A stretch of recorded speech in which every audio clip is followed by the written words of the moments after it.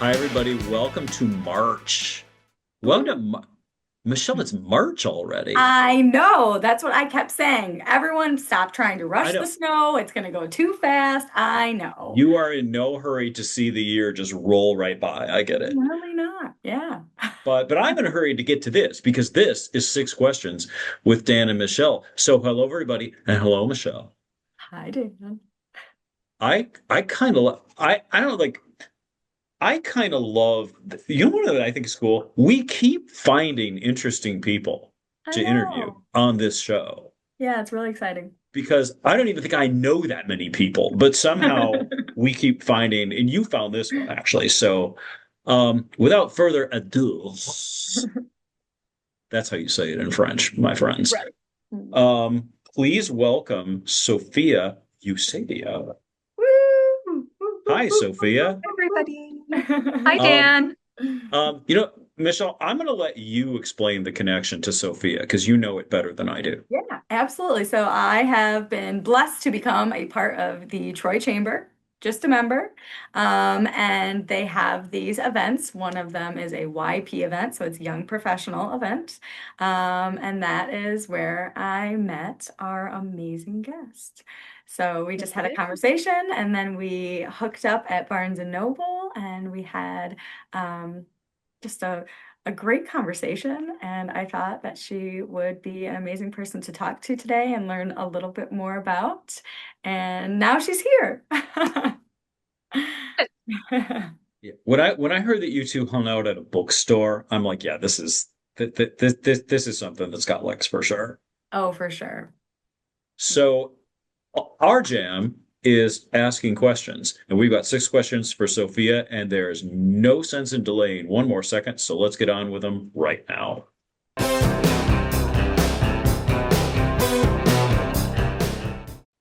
Sophia, you're part of a local company called Office Express. And Yes, I am. I want to, I want to try and see if I understand the idea of Office Express and you tell me how close I am, okay? Because it Sounds perfect. strikes me, what I read of it, it sounds like kind of like a Staples Office Max sort of idea, but with more of a local flavor and more of a personal sort of service type connection. How close am I? So you're not, I would I would say in terms of the Staples angle, pretty far off. Okay. But in terms of but but in terms of the local flavor, personal feel, completely spot on. Okay. So can I can I explain what I mean? Please do. Okay, Yes. perfect. So the I think a lot of people get the Staples feel because something we do is office supplies. And actually the company started as an office supply company back when it was founded. And now it's I think our 40th anniversary this year. So we've kind of come a long way more from just office supplies to now we do primarily commercial interiors. So we're operating in this space where we're redoing entire workspaces and Okay. we do more with commercial furniture than we do with office supplies at this point. Though what's really cool is so in the commercial furniture sense. So we could do single offices. We have people come into our showroom in Troy and they'll be like, I'm looking for an office chair. I need it for my space. So we have consultants that work with them and interior designers that will work with them so that they can just get a simple office chair. Or if they want to do just all the furniture in one office, we can do that for them. But we also do entire office build outs, which is I Okay. think something that a lot of people don't know and is Okay. part of why my role exists Yeah. because we've come into more of this space where we're trying to help people understand because it's just like you have to you have to say it in a way where people are like, "Oh, that your company does so much. How do I understand like exactly what it is you can do for me?" And Yeah. that's kind of where we are right now. And obviously with the whole office build out thing, I mean, you're moving to a new building, we can do your entire office space. We could do not only the furniture, but we do the walls, the ceilings, the lighting, acoustics, which is basically sound control. We can do all of that stuff. But we also like our whole goal is that we like take the stress of the workspace away from the people who run the business. So you're not having to deal with all of the anxiety of I have to buy this furniture, I have to design this space. I want it to look great for our clients. All of those things are like, that's what our team handles for you. And we've kept our office supplies and we've also added print and promotional so we can do all of that long-term support also. So like in terms of because running the workspace is not just, you outfit the space and then you Sure. leave. It's actually helping you be able to keep up your day-to-day operations in a super smooth, easy way. So we can do all of your marketing materials, we can print flyers, we can do signage, like all of that stuff. And then we can also do all of your office supplies. So like your pens, your paper, your break room. Like we do tons of stuff with like coffee. And it's just like so cool. I feel like I think about it in the sense of when I started here, the amount that I understood of like what we actually do and how well we do it was like this much. And I'm the people that I work with have like opened my mind so much to the way that like we can just totally take all of the anxiety out of a workspace situation for a client. And that's kind of our goal. And that's why we exist.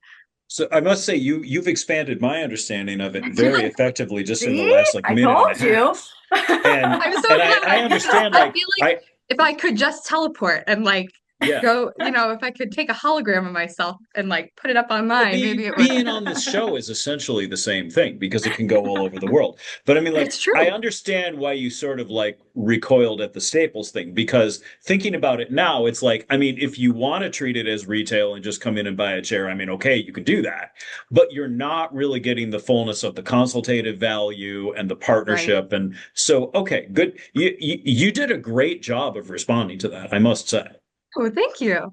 Yeah, I will say I did not correct Dan when he told me that because I was like, oh, this is going to be a good one. Oh, you set me You're up like, for that. yeah. Okay, I may have set you up Thanks, just a little Michelle. bit. Yeah, she Well, usually gets it's me. funny.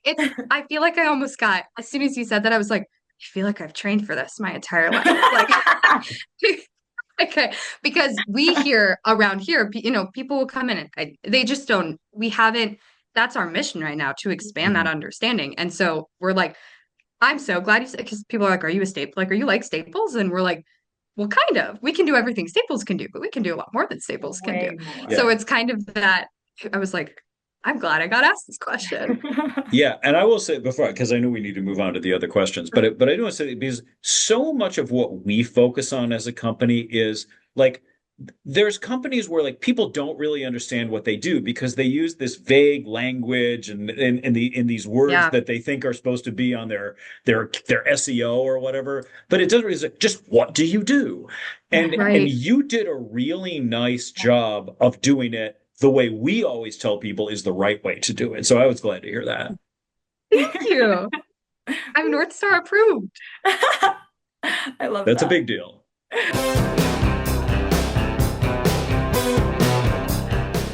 All right, Sophia. So you are the marketing specialist at Office Express. So what made this the right position for you right now? Oh, this is a great question. So I am I guess you could say recent college graduate. It feels like it's been a long time, but I graduated in May of 2025. So this was kind of my first role that I had post college, and I actually interned here the summer before I graduated, and I interned in the print department. And I have a communications degree, so I was actually doing primarily graphic design for print here. Um, but I wanted to get my toes in marketing. I think that it's so much. I love graphic design too because I am an artist. I think primarily I would say that's more of that's more of where I would label myself. Um, but what's really amazing about marketing is that marketing needs artists in a Hmm. way that I think people don't understand. And I think that bringing that all of that information that I learned being a communications major rather than a marketing major actually made me a really good marketer, or I would like to hope so. So, kind of Office Express ending up as the right role for me right now is that so the president, Jeff, he called me when I was at school. He was like, you interned with us. You did such a great job. Our marketing specialist, who was part-time, is leaving, and we kind of want to expand it to a full-time role. And is that something that you're interested in doing? Like, do you want to interview for that? And I was like, I didn't really like I thought maybe marketing would be really cool, but I don't I don't know, you're a college student, you're like, I need to be thinking about my career, but it was just this moment of I was like, okay, like I just need to like see. And it was so cool because I shadowed the marketing person who was here before me. And I was like, this is a lot of like these building blocks. Cause like I said, we're expanding this. So it's a lot of heavy lifting. And I was like, do I want to, step into that? Can I even do that? Is that a good starting role? Because something that I was considering is I was like, working at a bigger company, you kind of have this opportunity to, be more of a teammate with other marketers or other graphic designers. And you maybe have a little more of that immediate support. And you're kind of focusing more on one thing, like you're doing SEO or you're doing content or you're doing social media or whatever. And with this, it was like, well, you're going to do all those things.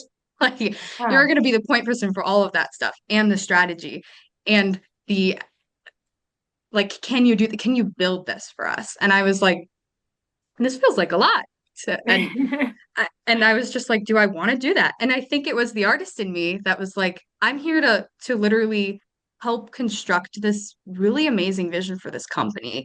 Yeah. And also the amount of things that I will learn doing this, if I go and transition into any other role at another company, I will have done at least a little, Yeah. all of the things that I might end up doing. And having that context, I feel like even when if I ended up just doing graphic design somewhere, if I ended up just doing content, I would have so much context for what the people around me are actually doing and how hard or how particular that needs to be. And it's also cool because I was like, I'm going to get to be part of a team where kind of like you said before, Dan, there's a like people don't actually know what's going on at their company. I think sometimes being a marketer, you can have this like I'm in a bubble of like if you're on a team of other marketers, you're all saying the marketing jargon and it's kind of Mhm. like that's what's bouncing back and forth. But I'm glad my teammates are our actual consultants. There are interior designers. There are print promotional coordinators. Like they're the people who are actually boots on the ground doing that stuff. And so I have to talk to all of those people and those are the people I have to be a team player with. And I think when I took stock of all those things, which I understand it much more now than I did when I said yes, because isn't everything usually a leap of faith in some way? Um, it really was the decision of I was like, this I think is going to give me so much context for if I actually want to do marketing in the future. And that was kind of where it made it the right decision, and it's still the right decision because I was just saying yesterday in conversation, I was like, I am learning so much. Like I have learned so much, and it is just amazing to be constantly learning because I feel like there's always something that I'm like, oh my gosh, this is just I feel like I'm getting so much better and being able to serve people so much more through all of these things and being in this role. So that's what I would say to that. It's kind of a long-winded way of Yeah. saying it. And that's what it's about. And I'm so happy that they had the confidence in you to just come out and ask and Me that you took too. that. And I love your answer. And I can't wait to see how it moves because I know you so far. I know your heart. And I'm rooting for you.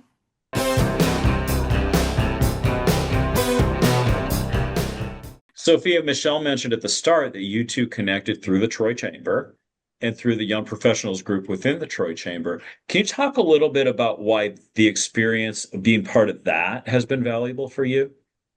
Yeah. So the really cool thing about Troy Chamber and me and our story together is that it is very much at its beginning. Um, I think so. I actually went to like Office Express is a member of the Troy Chamber of Commerce. Um, and I went with a couple of colleagues to their multi-chamber business expo back in August. Mhm. And I mean, I had done networking things, being in college but it's a little more like a job fair. I mean, you're the person you're kind of like, hey, like hire me. Like that kind of it's very different from when you're actually like, oh, I'm a peer here. Like, and this is a place where like I'm actually really connecting with people. And like Mhm. that's just really been super cool for me to experience. And so when I went to that event, I was like, I love doing this. Like I was so nervous to go just because networking is, even if you're a really social person, networking is still stressful. It's still a thing where you're like, I got to talk to people I don't even know. And I hope that they think that I'm, a cool person to talk to.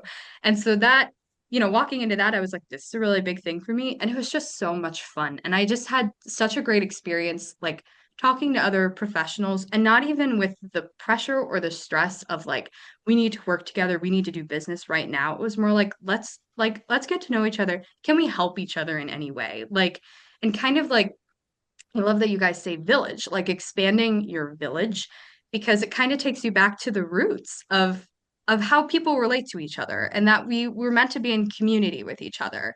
And like building that out, Troy Chambers just been a really great like asset in that way for me. And so then with this young professionals thing, that was the next event that I went to. I hadn't gone to an event since August.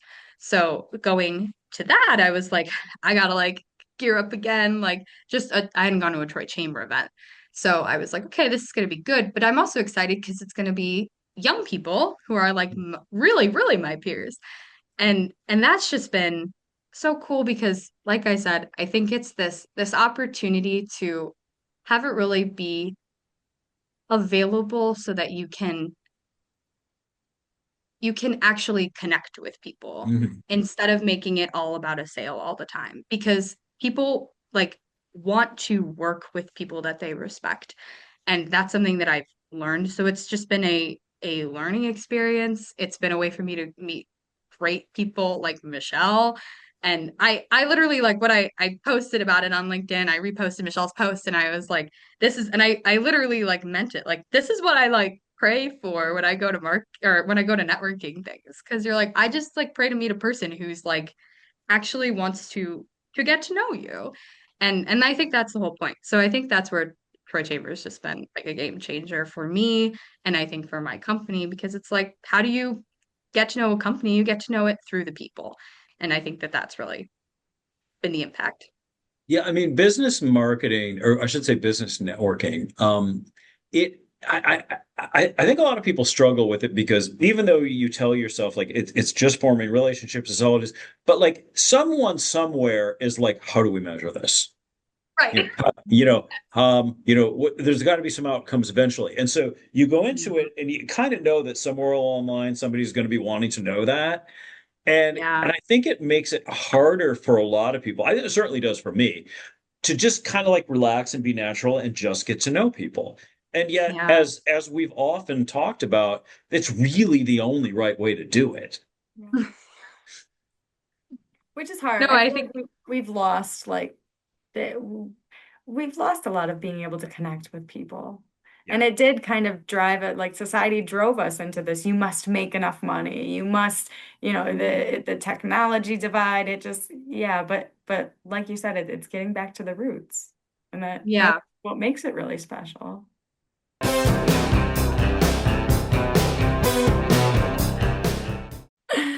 All right, Sophia. So when we sat down at Barnes& and Noble, and as you just said right now, so you are an artist with the graphic design, but you had also told me that you love writing, and that's something that we connect on really well. So my question to you is, if you had a chance to write a book, you had unlimited resources, you had everything you need, what would you write about? You had all the time. What would you write about and why?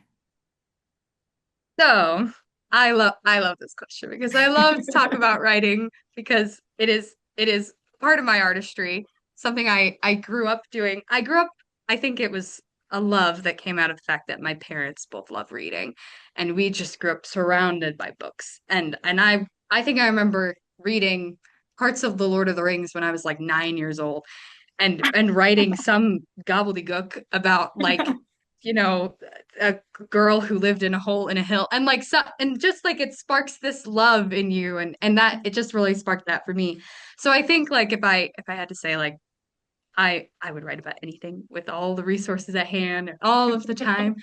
I would probably write fantasy because I love fantasy novels, but I'm going to say a caveat to that. I would not write romance fantasy or romantasy Okay. as kind of is big right now. I I would definitely I like high fantasy. That's more about characters and growth and like learning how to be a hero. I think that's like my big thing because I fell in love with that and I was just like, I mean, all of the things that we would read in books growing up, we would play in the backyard with my neighbors and it was just all of these stories about like how you're Yeah. like actually being heroic. And I think that that's something that I have found is a little bit lost in literature and it's more about like I mean, you hear it all the time. It's this main character energy. And that kind of obviously came out of literature. And like, what does it even mean to be a main character? And I think at this point in books, it kind of means to have the story be about you. And that just feels like a very kind of base, like it almost, there's no, I feel like there's a bit of lack of artistry in that. And because I look at main characters in the books that I love, and I'm like, what makes them a main character is that they have a journey from going to one point of their humanity to another point of their humanity and they improve and they actually grow, they become heroic. And so my fantasy novel I would just write about different characters. I would have all of the amazing world building, which takes a lot of work. I will say Yes. I have gained so much respect because I do write in my free time.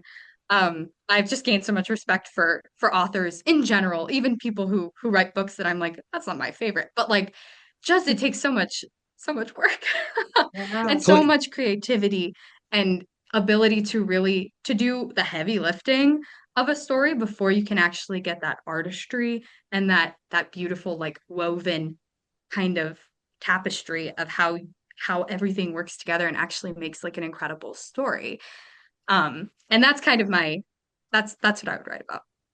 I would read it. clearly, you haven't thought about this at all. And it's just off the top of my head, you Yeah, know. just thought about Like, it. I kind of feel like this book is inevitable. Yeah. Like, I and hope I was so. like, so I know Michelle's question was worded like, if you have a chance, if you had a chance to write a book, you do. There's nothing that can stop you. Yeah. I hope so, because you're trying to. I'm like, I Believe, gotta believe me, stick all it you out. have to do is decide to do it.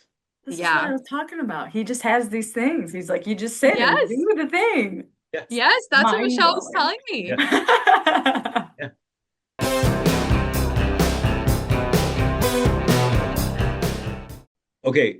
Sophia, you did mention a couple times in this conversation about graduating from school recently, but what you didn't mention is that it was in Austria. That seems like kind of an important detail. So my question about you going to school in Austria is what? So I'm gonna clarify your question just a tiny bit because while I would love to say I went to school in Austria for all 4 years, I actually only went for a semester. However, yeah, the rest of the time I was in Ohio, which is not quite as impressive as Austria. But I did go to study abroad in Austria, my sophomore fall of college. And the answer to what is that the amazing thing about where I went to school, it's called Franciscan University of Steubenville. It's in Ohio. It's Mhm. a small Catholic school. And the benefits of going to a smaller college is that they have amazing study abroad programs because they decided they were going to buy a Carthusian monastery in the Mhm. middle of the Alps. Wow. And they were going to send students there.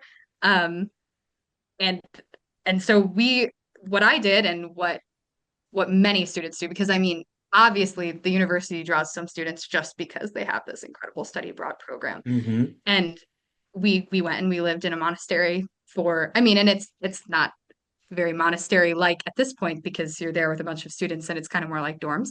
But the experience of it is just, I mean, you're in this little town called Gaming Mhm. and it is in the middle of the Alps. Like you are in a valley surrounded by mountains. Oh my So I God. mean, if you also want to talk about where I fell in love with fantasy, it's partially that too. You're Okay. surrounded by this like, oh my gosh, this is so cool. So actually, So let me explore that a little bit. yeah. Why was it that being in that setting spurred an interest in fantasy for you? What was it about being there that had that effect? Oh my goodness. I think in one way, it was that there's a real simplicity there that we've lost in America, Okay. or at least in some parts of America. Or I think I would just, I would say it just about all, actually. I wouldn't disagree with that didn't premise. want to be too polarizing. No, I know. But I but I think it was this sense of like, and this is probably what it was, is that it felt really magical to be there because it just drew you out of yourself Hmm. in a way where I think I grew up very, even though I, grew up very in a traditional upbringing, like I said, surrounded by books, it's just, a lot of imagination. Even so, I think we still, we are living kind of in an isolated age right now where you're just kind of very inclined to turn inward and to just be very focused on yourself. I think in some ways social media has made us that way. It's just kind of a my world is inside of me. And when I went there, I mean, I was 20, I was 19, I think. Yeah, it was my sophomore year. I was 19 years old. You go a 19-year-old and you're like, the world is so beautiful and so much bigger than I thought it was. Hmm. And I think it really just opened up in me this understanding that I could receive so much more than I thought I could, and that there was so much more that I will say like God wanted to give me. Um, from being there, and that there was just this beauty there. And like I said, with the kind of magic, that there is magic in real life. Like maybe it's I don't think it's, the magic that's in fantasy, but that magic is meant to parallel a kind of real feeling of there is something bigger, beautiful that Hmm. like we all desire to be like drawn into. And I Yeah. think living there, like I mean, where you're going to class, you're learning these just you're reading these great books, you're climbing mountains on your breaks, and you're every weekend we went Hmm. and we traveled. So I just was so lucky to have gone to so many incredible places. I went to Rome, I went to Spain. I actually got to go to Israel, which was kind of before everything happened. Like it was kind of a crazy thing that I was like, I was in Europe and then I went to Israel. Like it's just such one of those things where like again, as a 19-year-old, you're like, wow, Hmm. I think just wonder. Like it was just a sense of wonder. Yeah, I mean, I feel like I'm getting on this on a certain level because, especially thinking about like the Alps, and we have been to the Alps, but Michelle and I actually got a chance to go there about 4 years ago, French Alps. Um, Amazing. It but was Still but Alps. but one thing about like what you were saying about like how different it is from like the day to day we have here, like the idea of like the Alps as opposed to like your phone screen, you know. wonderful. Um, because, and I'll get a little bit deep here, but you're talking about something that is very much God's original canvas. Hmm. Not so like around here, and I'm not trying to cap on Metro Detroit or any other place. It's just that we've kind of done what we were going to do with this here. Whereas Yeah. you go to a part of the world that's basically unadulterated from God's design, and Yeah. you can imagine yourself like what can this lead to? What maybe did he want us to do with it originally? Or how could Hmm. we imagine it developing into something more beautiful than what people tend to do? Right. And I love the idea of that kind of inspiration in that way. And I love the way you expressed it too. Thank you.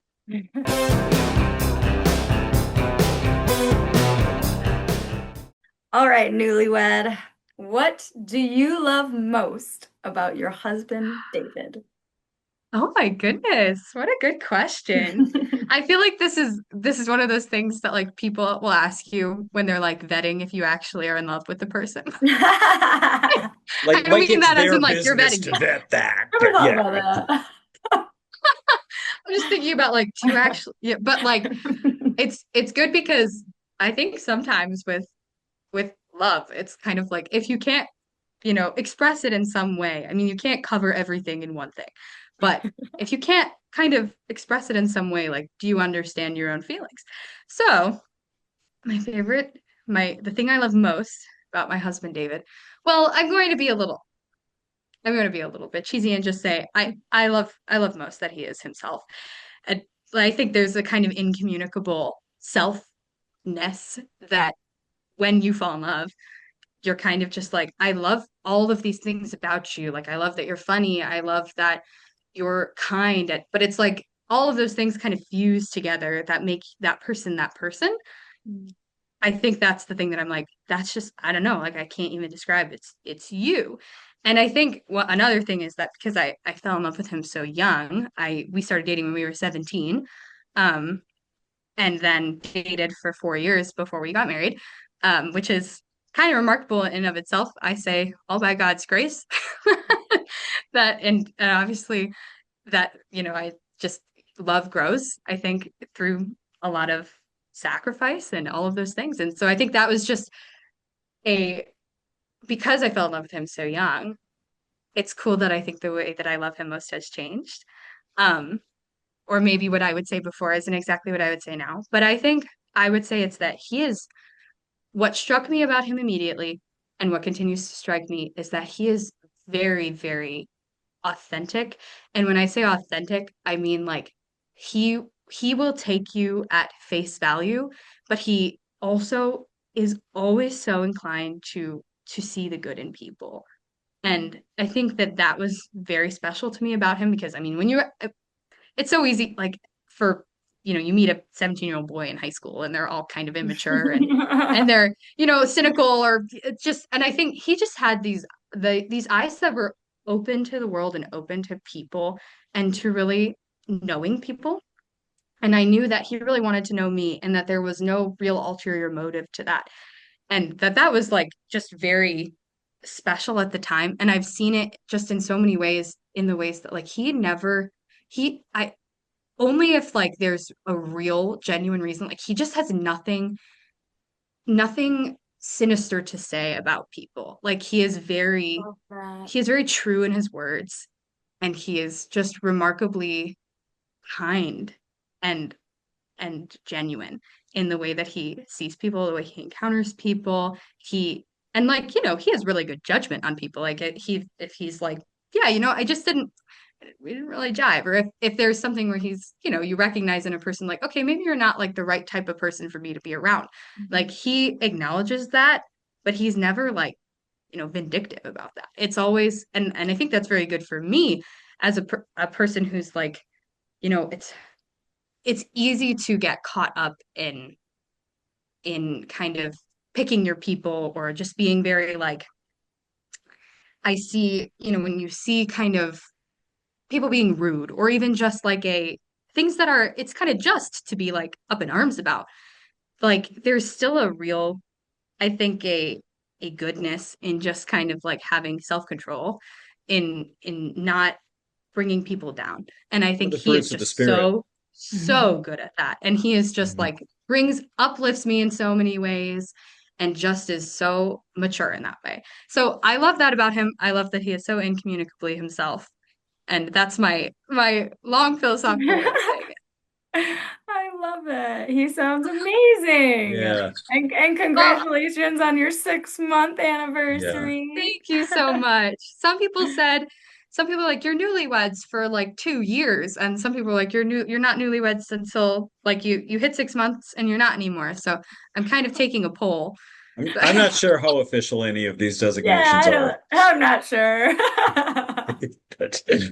but but you have officially been a great guest. Yes. So so Thank thank you you. so much. Thank you so much, Sophie. We've really enjoyed. I mean, yeah, I've really enjoyed just kind of listening to you answer the questions Thank you. and the energy you bring and the spirit you bring.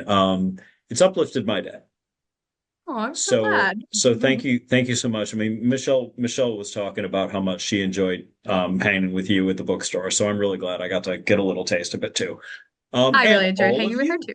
all of you watching, you got to do it too. And that's what's great about this show. So thank you so much for being with us. Looking forward to knowing you going forward. Michelle, thank you for co-hosting as always.